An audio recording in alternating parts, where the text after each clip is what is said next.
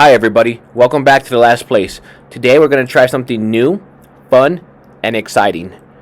Well, it's maybe going to be exciting because you don't have to stare at me face the whole time. You can just listen with your ears. If you guys have not watched any of my videos, you're going to need to go back and watch the other ones first for it to make more sense. If you don't want to go back and you just want to listen to this one, well, do that too. I don't care. Actually, whatever you want to do, I appreciate it, so it doesn't even matter.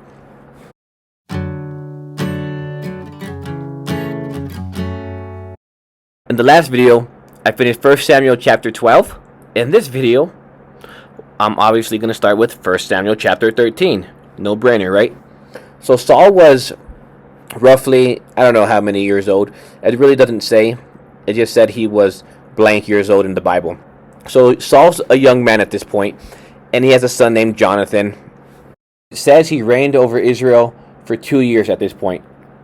So Saul, he gets 3,000 men of Israel, and he goes, 2,000 of you guys, come with me. We're going to go to Michmash. And if you don't know what Michmash is, don't worry. It's the hill country outside of Bethel. And here's the map. So 2,000 men go with Saul to Michmash, and he goes, hey, the other 1,000 men, because 2 plus 1 equals 3, and there's 3,000. So the other 1,000 men, he goes, hey, you guys go with Jonathan to Gibeah. And the tribe of Benjamin was the tribe that was over that area. Everyone else, he sent home, and he said, everyone, just go to your own tent and just chill out, and it's fine. I got my 2K, Johnny got his 1K, not a big deal. So what Jonathan does is Jonathan defeats the garrison of the Philistines at Gibeah. And here's the map of that. So there's a garrison of Philistines, and they're just chilling, having a good time, and Jonathan comes, and he defeats them all. And you got to remember, at this point, Israel's so small, and the Philistines are so big, so they kind of run the whole area, and Israel doesn't really run nothing, and they're kind of oppressed by the people of the Philistines. So that's kind of the context for you, is that the Philistines are holding the Israelites back because they don't want them to get too powerful so that they can do whatever they want, right? So they want them to keep them dependent on them. But Jonathan, he defeats the garrison of the Philistines at Gibeah. Then this is big news. The Philistines hear of it, right? And then not only do they hear of it, Saul, he blows the trumpet, boom, boom. So after he blows the trumpet, Saul just screams out, let all the Hebrews hear. Let them hear that, we defeated the garrison of the Philistines, and that Israel has become odious of the Philistines. Odious means like revolting, against them, unpleasant. So they became tired of being oppressed by the Philistines. So that's kind of why this happened. And Saul's like all about it, right? So Saul's like, let's do it. I'm tired of this. I'm tired of these people. I'm the king. You guys are my people. Why are we bowing down to these Philistines? So then what Saul does, he calls all the people to join him in Gilgal. So the Philistines, they hear about this, and they're not happy. So the Philistines mustered, which means gather, 30,000 chariots, 6,000 horsemen, and troops like the sand on the beach to fight against Israel. So all these chariots, which is pretty tough warriors, horsemen, heavy horsemen, those are hard to beat, and then just regular men, just everywhere. Says to like sand on the beach, just everywhere. And now the Philistines are coming to put the odious Israelites back in their place. Said, no. You guys belong to us.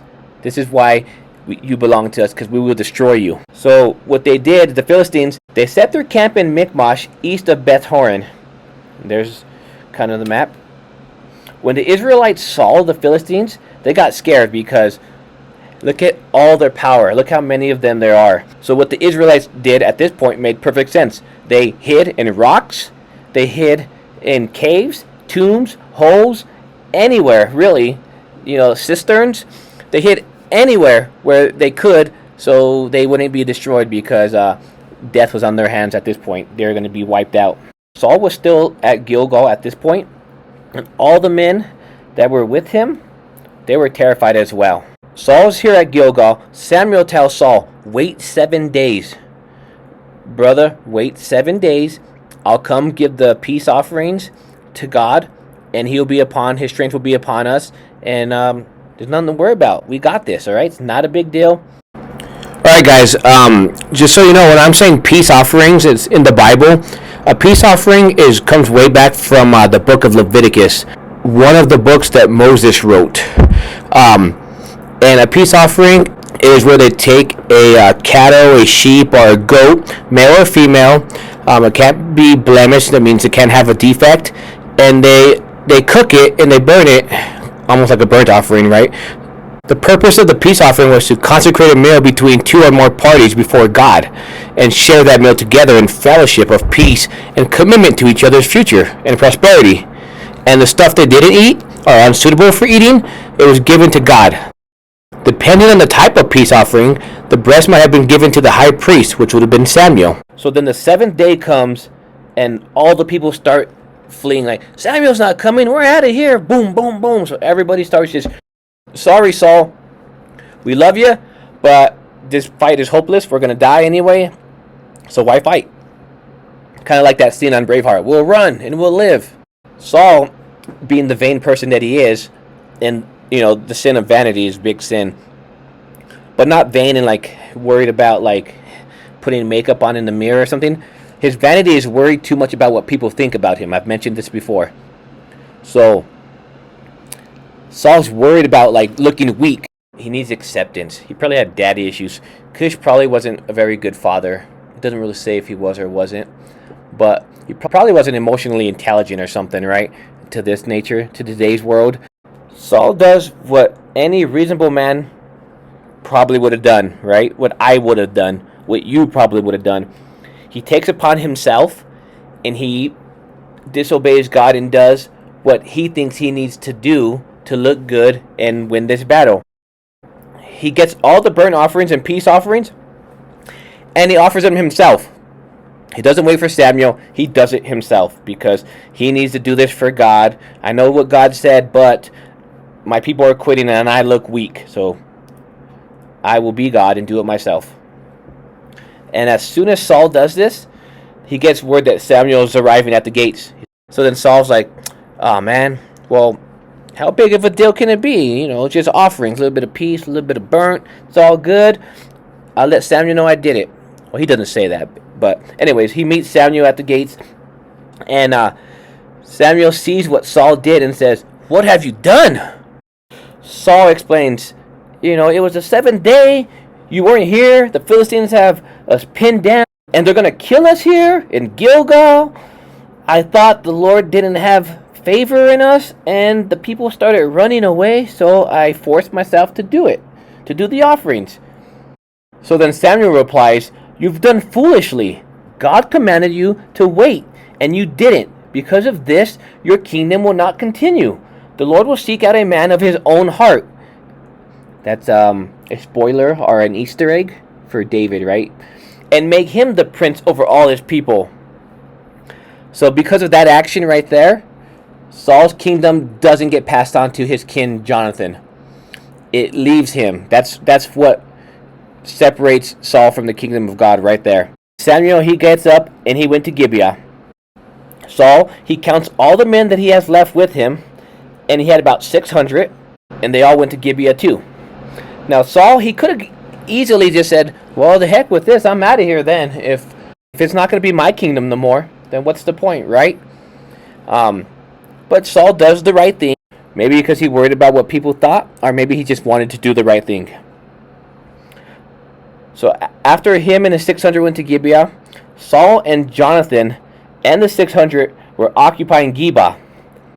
The Philistines were still encamped in Michmash, right? So the Philistines are like, okay, cool. We'll send out some raiders in 3 different companies. A company is just like, in the army is 3 to 4 platoons of people, right? Equals 1 company. A platoon has roughly 4 squads, and a squad has roughly 7 people-ish. And it varies on how you want to do it. But so, roughly 30 people in a platoon, we would say. And roughly about 3 platoons in a company. But it doesn't say exactly how many people. That there was more people in these companies than a couple hundred. My guess would be 1,000, a couple thousand, right? So the Philistines, they sent one company towards Oprah, not Oprah Winfrey, although that would be funny, but she wasn't alive back then, to the land of Shul. They send another company towards Beth Horon, and then they send the last company, the third one, towards the road to Geba, right? Geba is where Saul and Jonathan are. Remember that. So what happens? The Israelites start preparing for battle. They're like, well, this is not going to be good. We're all going to die. And to make things worse, so remember how I mentioned that the Philistines kept the Israelites oppressed? They would not have any smiths there present to make them swords, spears, at any point while they were being occupied by the Philistines. Not just during this battle, but way before. They did not want the Israelites to get the idea to rise up and take control of themselves back. And they couldn't do that without any weapons. So they had no armorers or smiths or anybody. They had no weapons whatsoever. So what do? Well, so all the Israelites, they take their plowshares, their mattocks, axes, sickles. They take all these things to down to the city where is occupied by the Philistines still, the Philistine people, but not necessarily the people that are coming at them for war, right? Just the people that live among them. And they pay them 2/3 and 1/3 of a shekel to sharpen them. Like, sharpen this mattock, and they do. So on the day of the battle, only Saul and Jonathan had a sword. No one else had swords. They all had sharpened farm equipment, no spears, and there's only about 600 of them, remember. The garrison of the Philistines went out to the pass of Michmash, and that's where we leave you with a cliffhanger. Tune in next week to see what happens.